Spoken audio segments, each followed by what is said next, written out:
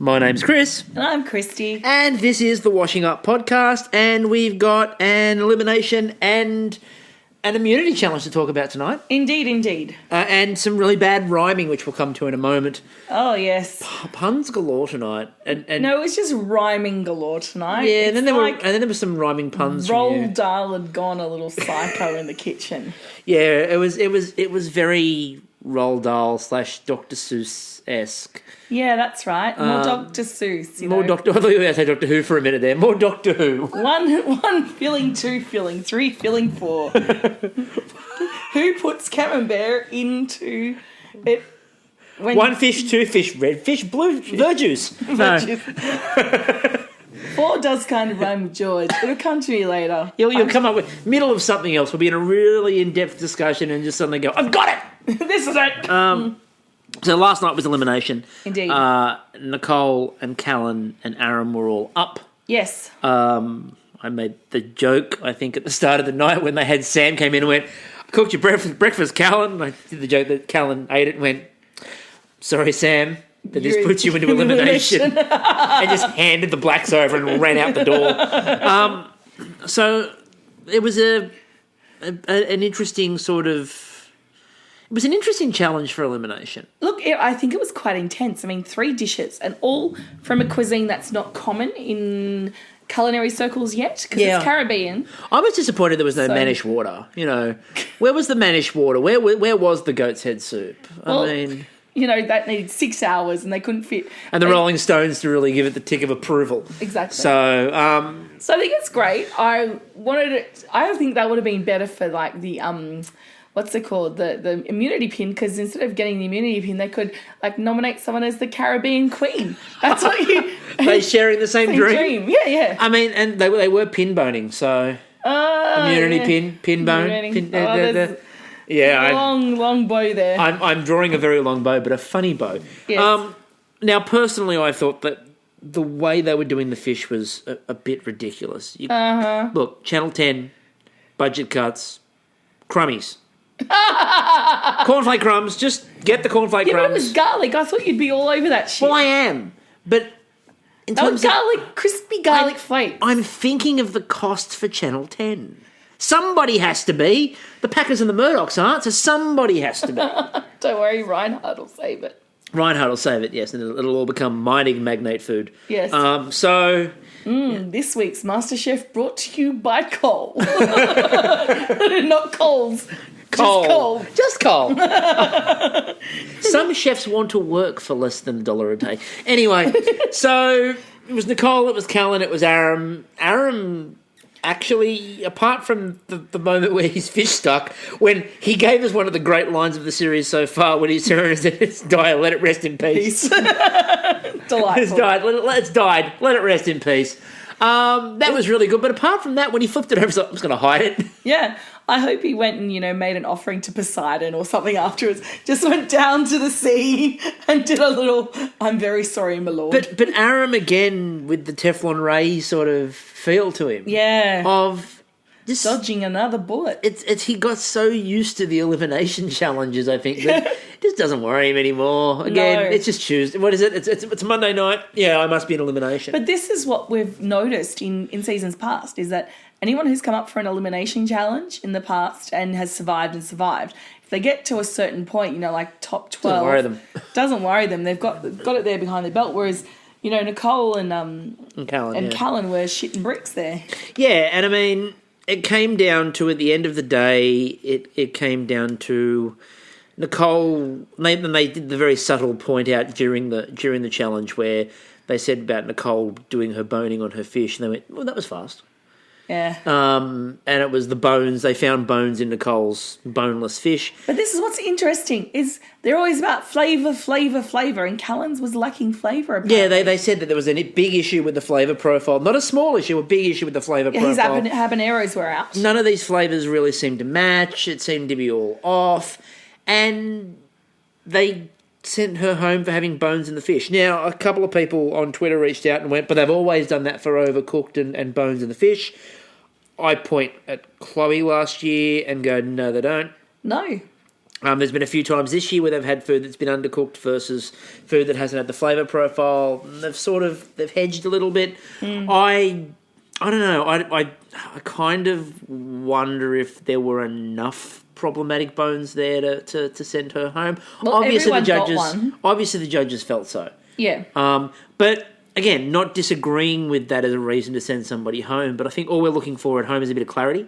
A bit of consistency as well. Yeah, it's like if you're going to be consistent on it, be consistent and let everyone sort of really understand what it is you're looking for.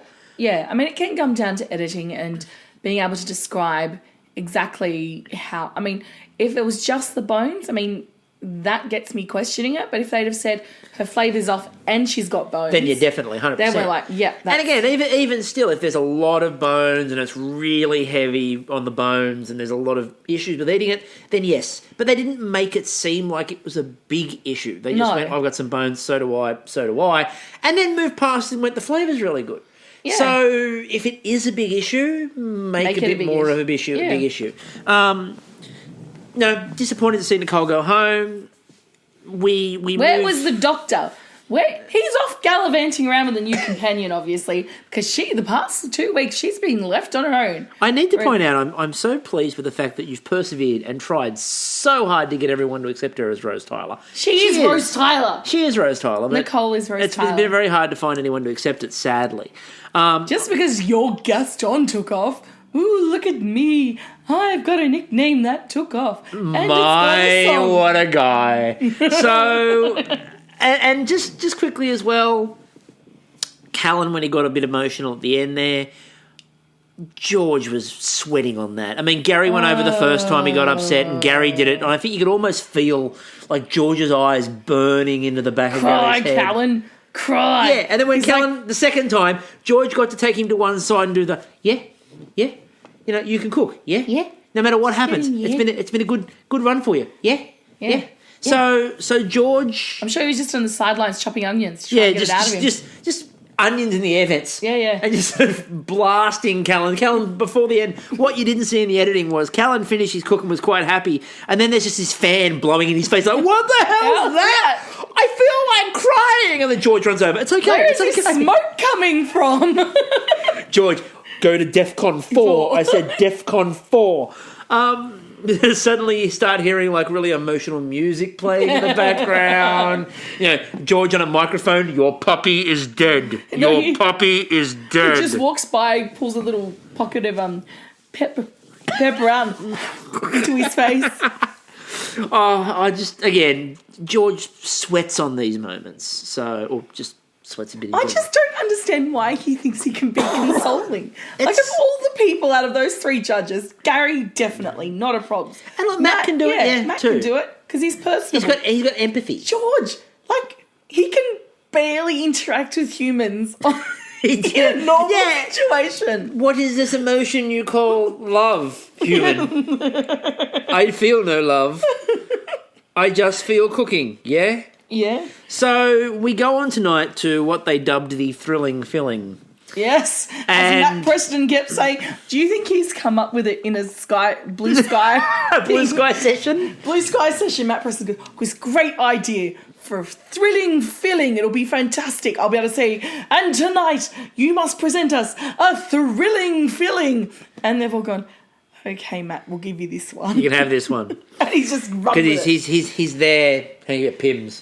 Yes. Going, a thrilling filling. And George is like, yeah, whatever. Yeah. And Gary's like, I don't care. Yeah. Do whatever you're going to do. Eloise was killing the thrilling filling. The thrilling filling? He actually was killing the thrilling filling? Oh, no. Yes. This is going to get painful. It's going to get so painful. There are so many more. So before we get to that, we had Sarah, Eloise and Eliza. And I like this challenge because I like all 3 of them. So this was a good one. Now... It could have only been made better with Gaston in there. It could have only been made better with Gaston, except that would have been 4 people in the challenge and that would have broken the rules. And they're sticklers for the rules. They're sticklers for the rules. Bones in your fish. Unless a favourite goes home, in which case I'll bring everyone back and redo it all. Let's do it again. We wake up and it was all a dream. So, with that in mind, I have to bring up, because Eloise noticed on Twitter tonight, for the first time, that I notice where the Vespa is. Now the Vespa is, for those people who have been following along on Twitter, it's a really massive part of the show for me. You sitting here every night have to hear the excitement in my voice. Oh, look, they've parked the Vespa near here. Oh, look, it's near the doorway. It's like they haven't moved that Vespa in weeks. I don't know if it starts. And then tonight, Christy was cooking dinner and she's in the kitchen cooking dinner, and then suddenly there's this moment of me pointing at the screen and yelling at the top of my lungs, oh my God, they moved the Vespa! Yes, he was quite excited.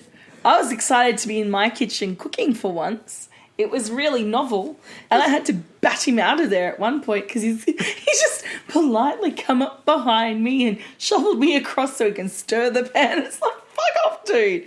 My turn. I was helping. Yeah, you were. I was helping. So, Matt Preston began the evening, first of all, using the words thrilling, filling, far more than any grown individual should, and then giving the shout-out of all things that he decided to pick to the Caramello Koala. No. So, you can cook whatever you want. For example, the Caramello Koala has quite a thrilling filling. What? Do you think it was about 5 pims in when he came up with this? 5 pims to the wind. 5 pims to the wind. Got himself a Caramello Koala. So 5 pims to the wind, Preston decided to start talking about the Caramello Koala. So I just wish he'd been able to turn around to everyone and go, no, you don't understand. They call him Caramello. And everyone on the awning at the top of this goes, Koala. And he looks at George and he goes, they call him Caramello, and George goes, Koala. Well, they probably did, and it was just cut out because they ran out of time. That, or they didn't have the sponsorship. Yeah, it's true. like we don't have the sponsorship. Get on board, Cadbury. Preston's going, you got to be kidding me. We need money for the show. Just ring them up. I'm giving them free advertising. Look, we might even just give you a free tour of the chocolate factory. Do you know how good that is? There's this one room. Well, it's the only thing they've got in Tasmania, isn't it? Yeah, I think they've... No. There's beers and mazes as well. Seriously. In the Cadbury factory, or are we just talking about in general? Seriously, everywhere you fucking go in Tasmania, right, has a fucking maze or a labyrinth. I don't know if it's meant to be a maze or if it's just the way it worked. Yeah, and on top of that, there's Tasmania just a giant maze? It is, because a part of the national park is called the Labyrinth. So was David Bowie there? Yes. As you come past the labyrinth in Tasmania, you just hear Dance Magic Dance blaring. You remind me of the babe. So, my question to you then is, what indeed is the best chocolate filling? Oh, that's a good one. See, I'm really loving the Cadbury creations at the moment with the Pop Rocks and the jellies, because that's kind of fun. You know, a little party in your mouth when you get it going. There's a party in your mouth and everyone's invited. Yeah, but to be honest, like this weekend, and this is going to sound really wanky, but when we were in the Hunter Valley... When we were at the wine country. We went to this little new chocolate shop called Cocoa Nib, and it was delightful. And seriously, no, the chocolate work was that good. They looked like little shiny jellies in the thing. And there was this passion fruit chocolate. It looked like a galaxy. Oh, it looks like a galaxy. So it was deep purple on the outside. Actually, a shiny little like thimble of chocolatey jelly goodness. And the inside was this beautiful passion fruit filling that just like exploded in your mouth. It was pretty good. Like happiness. So I think it's an interesting question for the Twitterverse out there. So feel free. What is for you the best chocolate filling? Well, I do like the violet crumble honeycomb too, because it's got a tight texture. I see. I don't know. Are you a crunchy person? No. I'm actually, in terms of my favourite filling, I like anything with mint. I like the dark chocolate with mint. You know what my favourite mints is? You know, the old-fashioned, just run-of-the-mill fucking... Mint patty? No. Peppermint patty? No, the after-dinner mint. Oh, yeah, everyone loves an after-dinner mint. Who doesn't love an after-dinner mint? I can't find the ones from the 80s that just had the little envelope, like not the full wrap. You want an envelope. And the winner of the after-dinner mint is me! So, back to what we were actually talking about, which is the stuffed challenge. Yes. Thank you, Preston, for getting us so far. Thank you, Preston. Sorry, 5 pims to the wind, Preston, for getting us way off topic. That was your fault. Yeah. We know you listen. No, you don't. You really don't. So Sarah did stuffed chicken wings. Oh, my God. That's automatically for you a win. I know. Now, I was a bit worried because she was like, at the beginning, what was she wanted to stuff the actual chicken wings. I'm like, what are their fucking metaphorical chicken wings there that you could get confused by? I think either way they're going to taste good, but you might want to stuff the actual chicken wings. Stuffing the chicken wings of hope. Yeah, and then I think she literally went to put herself into the food rather than metaphorically. Yeah, look, again, you've got your literals and metaphors mixed up there at the moment, Sarah. You need to work on that. You're not a thrilling filling for the meal. You're what we call it's an illegal filling, really. Yeah, I mean, you're thrilling to watch, but not as a filling. Not as a filling. Not as a filling. But they look, and that tamarind, I'm all about tamarind sauce these days. Tamarind is just wunderbar. Now, Eloise. Whoa. Now, I've learned something. I've always called them crustoli. So have I, because we're Aussie, and that's how we pronounce it. But that's not how, someone with heritage pronounces it. Someone who's like Italiano and, knows Italian people, crustoli. Yeah, I'll just call it delicious is what I call it. It looked amazing and, and there's a great line, we'll bring it up in a minute, about what Preston said when he judged it. I thought it was really good. And Eliza decided to go with a toasty, which I thought was fascinating. Well, I know they do occasionally do, the toasty challenge. The Jaffa week. Yeah. It's the reason why we have a Jaffa line. Yes. Is they did toasty week last year. It was like, must do this. We need to get another one. Yeah. And now it was camembert, blueberry jam with the brioche as the bread. Yeah. Now I don't usually agree with George and Gary, or Gary I usually agree with. But I did feel like it needed something stronger, like a blue cheese. And you did say that. You did say that at the start of the night, and then when they were judging it, they said a blue cheese. Yeah, because you need something to cut through. Because camembert is really good. Like when you get your gourmet sandwiches, when you order them for an office do, and you go, I like the gourmet, please, and they get you the turkey and camembert and the cranberry sauce with the little alfalfa sprouts. That's gourmet. That's gourmet, yes. But the cranberry is soft enough and it's small enough that the camembert's not lost. Now what they did as well, this is where Gary came up and was talking to Eliza about it, and he's like, camembert will kill the blueberries. And Eliza got a look on her face, which for me, her internal monologue was, you met me. I told George to fuck off last week. Yeah! Heston Blumenthal was right there, and I still told George to fuck off. You know what? Eliza needs to go and audition for Glow. Like, seriously, Gorgeous Ladies of Wrestling. I saw it on Netflix. It's fucking awesome. And Eliza, you need a job on that because you would just go, you'd be like the beat down cook. And Eloise also made a rookie error tonight, which I made her aware of.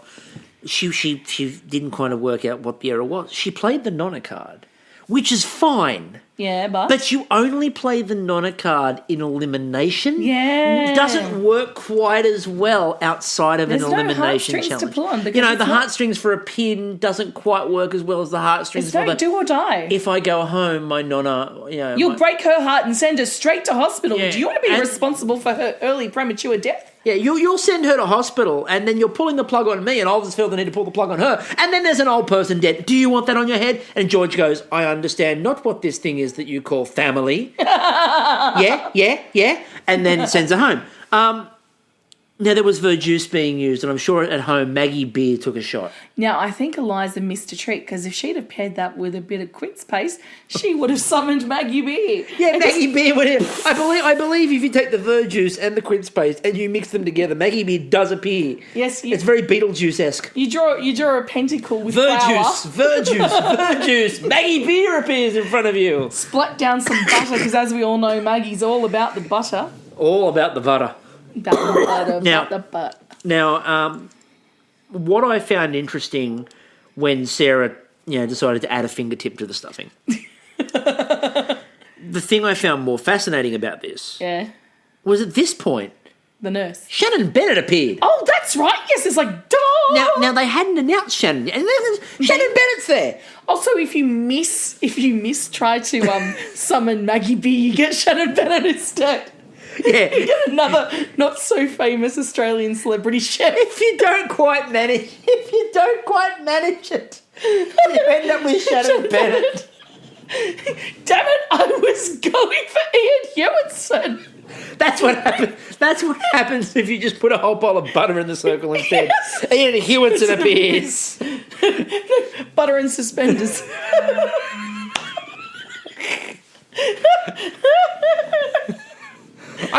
I'm going to go into the kitchen and work out how to summon Martin Yan. Oh, that would be awesome. In the meantime. So, I love Martin Yan. I want Martin Yan to appear on an episode of MasterChef. How good would that be? Martin Yan or Carly would have just days of, oh my God. She'd be like, back down, Callan, this is my week. He's not your food hero for a change. Yeah. Anyway, back at the ranch, Matt came back to Eliza on the toasty again and gave her a bit more advice, and Eliza started to buck up. And then Matt, in his head, seemed to have this monologue going like, I'm not fucking George, listen to what I say. Yeah. I'm not here to try to, gain another point back from Earth competition. Yeah, I'm not trying to gain this back. I mean, to be honest, there was part of me going, oh, I fucking hope she's right because I'd like to see George suck it again. But on the other hand, I'm just like... And then the George turns around and goes, words of advice from Gary, at which point Gary goes, if you don't hurry up, you're stuffed. Now, in my mind, they had an original take of that. And the reason why George yelled and then handed it off to Gary was when they did the original one, George did it and he yelled at them, if you don't hurry up, you're totally fucked, yeah? Oh, sorry, you can't. Gary, you want to take that? I can't No, do but the human. thing is, George is a little happy tonight. It's like someone just went and slipped some fucking happy pills I don't in know his what coffee. it was. He was a bit more cheerful than It normal. was scary. It's like watching Trent Reznor smile. So we got towards the end of this challenge and there was a big countdown. 10, 9, 8, 7, 6, 5, 4, 3, 2, 1. 1. Carly, you can count with everyone else. Okay, you can count with everybody else. Look, she was just trying to syncopate the beat. It was wonderful because it was just half a beat off. She was trying to Gloria Estefan that shit. And then we were introduced to the latest Netflix show, which was Matt Preston introducing us to, as he put it, Bitter is the New Black. Starring George Columbus. Yeah. In prison for underpaying his workers. And very bitter about it. So Sarah won the challenge from Eloise and Eliza, and it was, look, once they tasted those chicken wings, I don't think there was really a doubt. No. When Gary walked away and went, we'll just have 30 more of those. Yeah. So will we, Sarah. Thanks, mate. So then we had the final challenge for the pin was Ben Devlin versus Sarah. As I put it, ladies and gentlemen, it's time once again to pretend that you know who this is. Yeah. And I do want to know if it wasn't for... If Callan had gone home last night... Who would do it? Who would give you the biography of this chef like they know I them? reckon it'd be Tamara. Tamara would step in. Possibly. I mean, look, they used Gaston tonight. My, what a guy. And by the way, Sam was complaining on Twitter, not complaining, but pointing out on Twitter that his shirt game wasn't quite as strong because he had to change shirts because he was clashing with Ben and Aram. Oh, that sucks. So they made Sam change shirts. It does show you the pecking order of the bromance, though. I know. Sam, go change. I'm not Well, would you take on Gaston? He'd be like, dude, it took me 3 minutes to stretch my arms into this shirt. He looks at him and goes, when I was a lad, I ate 5 dozen eggs every morning to help me get large. But I do want to point out... Sam's like, no. Yeah, I do want to point out that Sarah was very authentic in what she said. She's gone, oh, such and such. Oh, I recognise all of the restaurants he's worked at. Yep. And that's it was great. Authentic. She didn't stand there and go, I know his work and he's amazing. She goes, I recognise all those restaurants. Yeah, this is going to be tough. Yeah, which to me is so authentic because we do too. It's like, yeah, I've heard of that. There's a couple I haven't heard of, but I do now. But you know a lot more of them. Now, the challenge was you had to include 2 ingredients. Now, let's not even bother with the others. Like George had to pretend. The second they lifted up the cloche that featured the prawns. Shrimp paste. I know, shrimp paste and chocolate, yeah. Prawn paste. Yeah. Second they did that. I thought it was dark chocolate. It was prawns, yeah, with the prawns and the paste. It's like, lift up the thing, and it's just like, even George had to laugh about it when he went, and what do you... I don't even have to ask, do I? Yeah. It was always going to happen. Look, I would have used it. I would have used it. Prawns and shrimp, I would have used it in a heartbeat. That's my sort of stuff. I would have loved it. Because the goat's milk and goat's curds So they put him into the Chamber of Secrets, I believe, is how Lisa described it. Or it was Lisa or Akira, one or the other. I apologise, whichever one of you it was. And then at which point, Shannon Bennett graduated with honours from the Columbaris School of Self-Doubt. She's like, I'm going to butterfly these prawns, and I'm a couple of prawns in. And Shannon leans over and goes, would I be doing that? I don't know if I'd be doing that. I don't know. I don't know if I'd be doing that personally. And I like the idea that at that point George came out with the mortarboard and handed him everything, and they threw it in the air, and it's like, it's so proud, we're so proud of you, Shannon. You've undercut her beautifully, but probably correctly. Yeah. But it was just really funny. It was so George and Gary this season, where they sort of casually lean over someone halfway through a cook and go, really? You going with that? Still, to be honest, they're not on the same level as Paul Hollywood. No one's the same level as Paul Hollywood. Like, he is like the fucking emperor. Paul Hollywood makes you not only question your cook, but makes you question your existence. Yeah. I mean, I've never seen anyone like Paul Hollywood who can walk up and point at something and go, I don't know. Have you really considered it? And he doesn't say anything more than that. No. But he then looks at you in such a way that makes you think you're not really breathing. I'm pretty sure the doctor, when he had to go and take down, what's her face? She became the Prime Minister, and he's used that line, do you think she looks a little tired? Pretty sure David Tennant got his cue from Paul Hollywood. Probably. Anyway. So what I found tonight was, I haven't really noticed it that much. But when Shannon Bennett has to fill time, they get him to say the most mundane things possible. So Ben comes out, he starts cooking, he looks in the bowl, he says to Ben, so, you're marinating the prawns, are you? No, Shannon, I'm just resting them in the bowl for the fucking fun of it. Yeah. No, I'm pimsing them. I'm pims. And meanwhile, somewhere over his shoulder, five pims to the wind, Preston's going, I heard pims. Can somebody top up my glass, please? Make me 6 pims to the wind. So at this point, 5.5 pims to the wind, Preston. No. Now, just a word on Ben. Yes. I thought that Ben Devlin was great.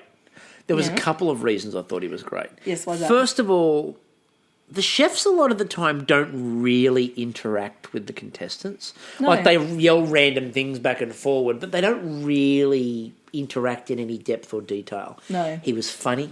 He was charming. He engaged Copying shit them. from Tamara. He was copying shit from Tamara and fired back when she talked about the, she eats it for breakfast, lunch and dinner, and his simple response was, she should probably vary that up a bit, shouldn't she? Maybe when I said doctor about that, I'd probably change up my meals a little bit. And he was great. And then there were a couple of moments where he was giving them, like, teaching points, but wasn't lecturing, was just doing and, like, showing them. Yeah. And Eloise yelled down, I'll just take that one, Ben. I'll just put it in my back pocket for later on. Yeah. Now, if they use those techniques for good or for evil in the form of a parfait, who knows? I think we may well see that, unfortunately. Yeah. Or a sphere. But I thought that Ben he looked like, and again, contestants will obviously know a bit more on that. And if you happen to listen to this, feel free to let us know. We'd really love it, because we kind of are suckers for attention. Why we do this? No, actually, we do it for our own fucking I'm doing this to amuse myself. Seriously. I'm doing this to amuse myself and keep away at the moment from our dog Leo and his infatuation. You can sort of hear him in the background right now barking. Obviously, the tarp's just lost its interest. Yeah, so he and his girlfriend. Might have had a bit Tara, of a fight. Tara the tarpaulin. No, I just call it Tara Poland. Tara Poland.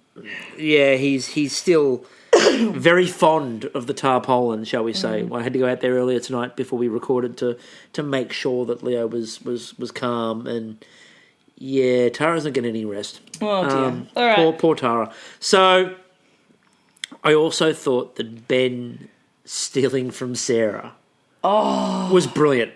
It was. It put him over the line, though, didn't it? It put him over the line, but I thought it was absolutely brilliant because, as Sarah said, first of all, imitation is the most sincere form of flattery.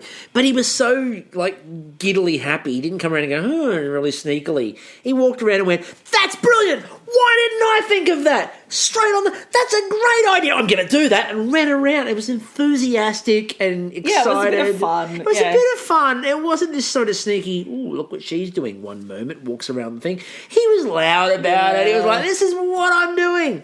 Now, the judging. Yeah. Every now and then you go, they know who cooked this. Yeah. They knew who cooked those two dishes. Oh, absolutely. There was no doubt. They knew exactly who cooked those two dishes.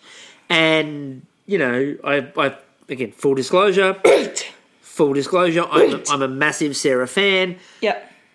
But I legitimately thought she won. Yeah. That broth looked amazing. Absolutely. The colour of it, the clarity of it. And it looked beautiful. And, okay, so Ben put up a dish that, you know, where the prawn was cut up and it had this, you know, beef fat with fucking prawn shit in it. I don't care. Like, I honest to God think it was rigged. They should have at least tied. I didn't necessarily. And again, I talked myself back out of it, but I said to you when they were writing down their scores. Yeah. I turned around to you and I went, George, you're at 10. Yeah, and we knew he was given that too. And then, so George was the last one up, and I need to give you a 10. And it's like, George. And we saw it in the ad anyway, that he's gone, now you need a 10 to win this. And I said, the one they showed writing it down was George, and he was writing a 10. Now, that may have just been, a note to Channel 10 to remind them to pay him because, they're in, receivership. But let's face it, if anyone's not going to write a note about being paid, it's George Columbaris. Yeah. Anyway, so Ben won the challenge. Sarah won everyone's respect. We all won because there was a brief moment in time where George didn't say a word because Sarah's cooking was so good. Yeah. Personal chef, Sarah, there's a future in it for you and Australia will love you. Yeah. Now, tomorrow night looks fascinating. This idea of having to communicate without being able to see and cook the exact same dish. Now, Eliza and Aram look like they're in trouble. There was this moment where you saw Eliza going, and she's just got that voice on. It's like, Aram! I'm thinking, oh, this is going to be interesting. So I'm actually really looking forward to this team challenge. I think it'll be good. I like the team challenges. I'm a big fan of the team challenges, and I like it when we get down to the 10 because you then start getting these interesting mixes of people, and they're smaller groups, so the challenges become a little bit trickier. So I think that's going to be pretty good, and then we'll obviously have an elimination on Thursday. And then after the elimination on Thursday, it's Japan week. Yeah. Looking forward. We could do the turning Japanese. Is that going to be too hokey? It's possibly too hokey. Okay. But it depends if we have a full drum solo kicking into it. Oh, that'd be awesome. Because if we've got the drum solo at the start, then we can do turning Japanese by the Vapors. Sweet. Okay. I have no problem with that. And we're also looking in the next few episodes to potentially have a few guests on as well, which we haven't really done that this year. We've had Beck Pobji on, obviously, to fill in when your voice wasn't working. I had no voice. And the other thing that will definitely be coming within the next week... Rewatch. See, I can do it now. So exactly. So once we get past this Thursday night, I would anticipate a very special episode of The Washing Up where we cover Rewatch, The Farewell. So I know there's been people hanging out for that. We've got a few messages from people going, where's Rewatch? You didn't do that Rewatch episode. If you just missed that Rewatch episode altogether. No. We're covering it in great detail. It's in great detail. So you will be getting the Rewatch episode coming up as well. Until that time, my name is Chris. And I'm Christy. And we'll catch you all on Thursday. Ciao.